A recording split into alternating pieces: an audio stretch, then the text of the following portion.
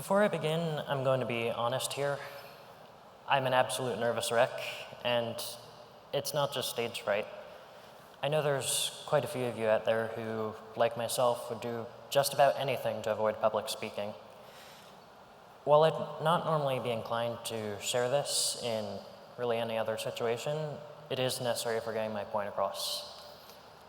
I am an autistic high school student who has been mainstreamed since kindergarten.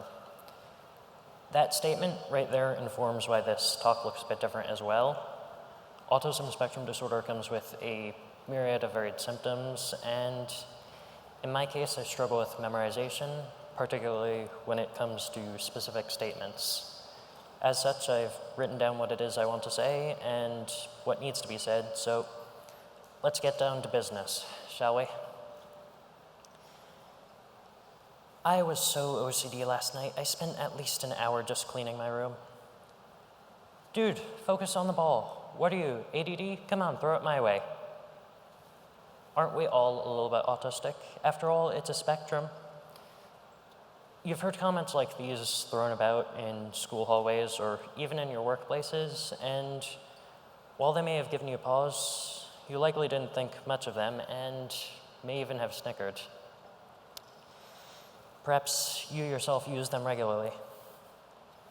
Heads up, it's time to stop. In fact, it's beyond time to stop.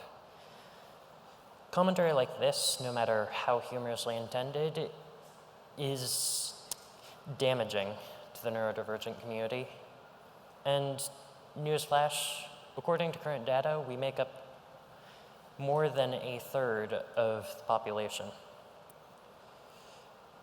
But I was just joking, you're thinking to yourself right now. Or maybe you're thinking, enough with the species sensitivity shtick. Or perhaps you even genuinely think that the language of diagnoses are truly just a litany of character traits and peculiarities that can be applied to things you think are outside of the perceived norm. Reality check. Every time diagnostic language is used by a neurotypical person to identify an action or emotion in a negative light, it strips the experiential identity of disabled persons down to a series of traits or behaviors with unpleasant connotations, and it minimizes the very real struggles and needs of so many neurodivergent persons living in a world that does not, as Shakespeare once wrote, alter where alteration finds.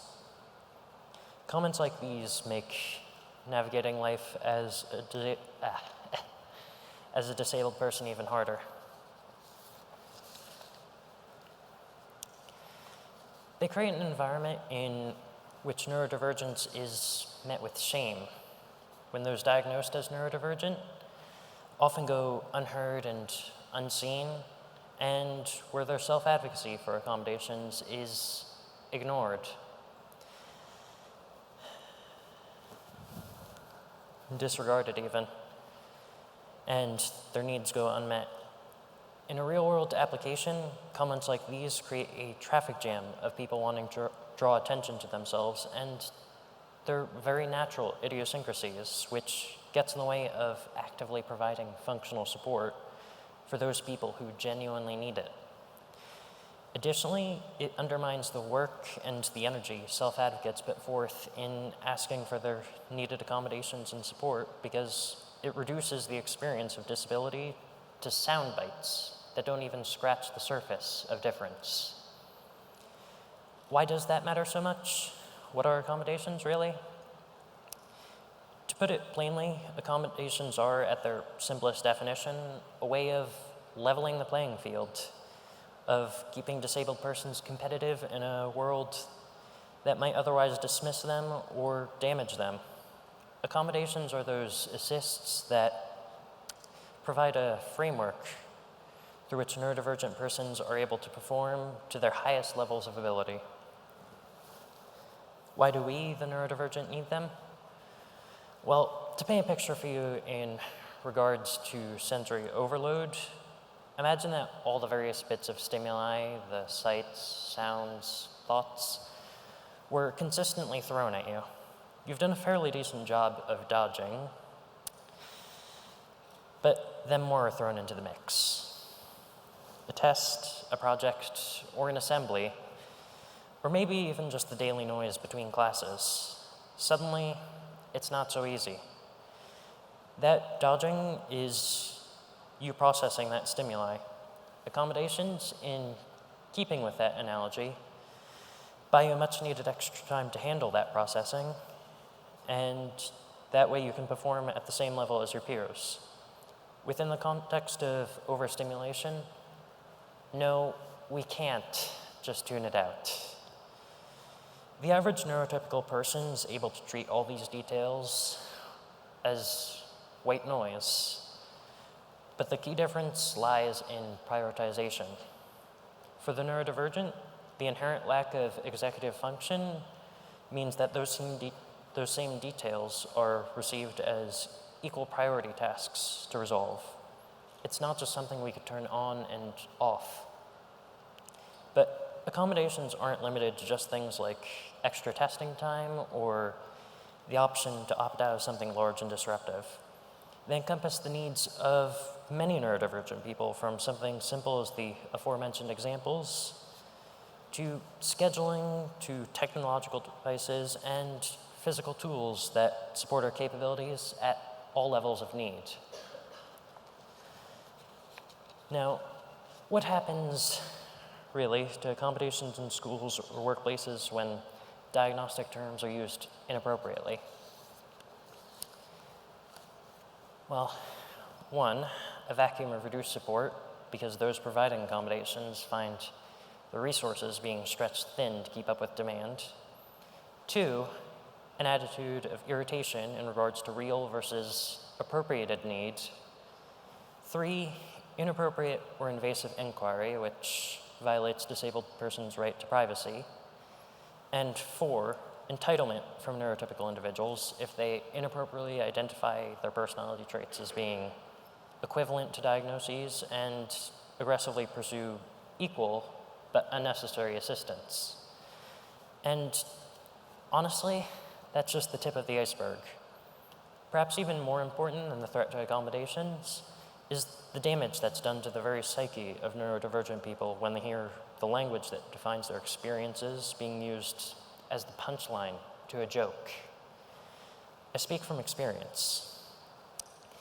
Chances are you probably have that one, or maybe even several family members you struggle to get along with, but do your best to humor. There's token extended relations that you prefer not to think about. Oftentimes, they might try to compare themselves in approximated sympathy, but as you predict, they miss the mark. I have one too. He's been frequently known to say that, among other things, "Oh, we're all a little autistic," most often as a token catchphrase to excuse his own social gaffes or double down on downright bullheadedness. Perhaps even at times to draw parallels between difficulties he's experienced in his own life to, well, my own autistic struggles to find a place in typical society. To him, my experience is something I ought to be able to outthink, to rise above, to grow past. To him, my neurodivergence is just something to overcome. His use of my diagnosis to pardon his own rudeness diminishes my own very real challenges. Beyond the boundary lines of family, there's school and peers, and my experiences within the mainstream educational system. From the ignorant and intentional bullying disguised as joking to outright hostility, all part of the average school day for a young autistic. I knew about my diagnosis from a relatively young age, and as I made sense of it, I began to properly take in my environment, assessing, analyzing, and beginning to try and understand myself.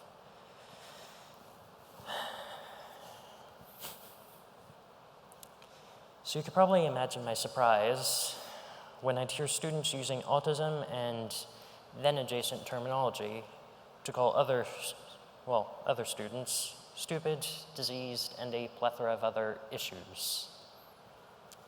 Words such as retarded and idiot frequently were used in tandem with these, further driving home their point. Naturally, I took that to heart, and poof, there went any chance of a healthy self-esteem. I began to see myself differently, lesser than others, worthless. There's something ironic about the fact that most neurodivergent children receive countless monotonous hours of speech and social skills therapy to learn how to mimic acceptable communication, yet the neurotypical children are rarely, if ever, themselves taught how to communicate effectively with those different from themselves. I still struggle with these failings. It's not a phase, some insignificant period of dissatisfaction. There's a reason childhood is referred to as formative years. Because of things I heard, whether directed towards others or towards me, whatever I thought of myself just became a big old bundle of self-loathing, resentment, and run-of-the-mill anxiety. Nowadays, I am doing my best to try and come out of that shell I built for myself and simply be myself. But years of constant immersion in a cesspool of ignorant hostility have left a permanent scar. I've been one of the lucky ones, though, to have a mother who has made it her mission to rebuild the damage that words can do, who's led by example in amplifying the voices of the unheard, and who's always told me that the only opinion that matters comes from people who matter to you. My experience isn't some isolated example, though. Social language that draws on diagnostic terminology as an insult has become so normalized that many people don't even realize the damage they're doing. There's an element of fear-mongering with the implication of abhorrence, which makes those who struggle with real symptoms less likely to seek aid. As of 2019, it was estimated that at least 1 in 8 students were neurodivergent, but low diagnosis rates point to much likely higher numbers. And those diagnostic rates, just one more place that words can change outcomes. Imagine being a young person who's exploring their mental health and hearing these negative statements. The fear of being outed, that shame, prevents far too many individuals from seeking appropriate diagnoses, accommodations, and allyships. For the neurodivergent, it can be especially hard to form healthy, safe, supportive relationships. The common ground that's so often a basis of typical friendships is harder to suss out amongst youth who may have obsessive behavior, topic perseverations, and/or intense physical reactions to stimuli. In a society that rewards us from elementary school onward for our popularity, this still can have devastating effects on young emotional and impressionable minds. Rather than finding support, they, like I did, grow up in an environment of fear that they'll be found out, bullied, and outcast. In those early years of brain building, hearing their diagnoses tossed about as insults creates new neural connections around shame, self-loathing, and in many cases, as I myself have experienced, suicidal ideation. It is a fact, and a horrifying one, that suicide rates among neurodiverse persons are over 3 times higher than that of neurotypicals. No doubt, some of you are familiar with how criticism and hostility can impact your own emotional state. Sticks and stones may break bones, and words can always hurt. Whether or not you intentionally direct this language at someone, we are a social species. There's always someone listening. Verbal abuse is just as, if not more common than physical abuse. And whether you choose to acknowledge it or not, utilizing diagnostic terms outside of their appropriate medical, educational, or therapeutic sectors is the same as deliberate emotional abuse. My baby brother, the little light of my life these days, has just been diagnosed with an expressive language delay, just as I was at his age. In my case, that diagnosis was just the beginning of a long list of terms and titles that defined who I was and how I moved through this world. I can't predict his outcome.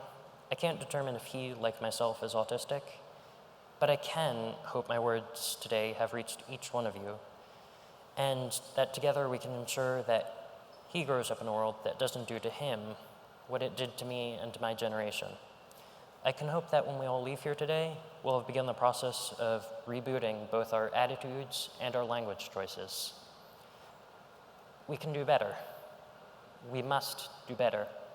We should do better.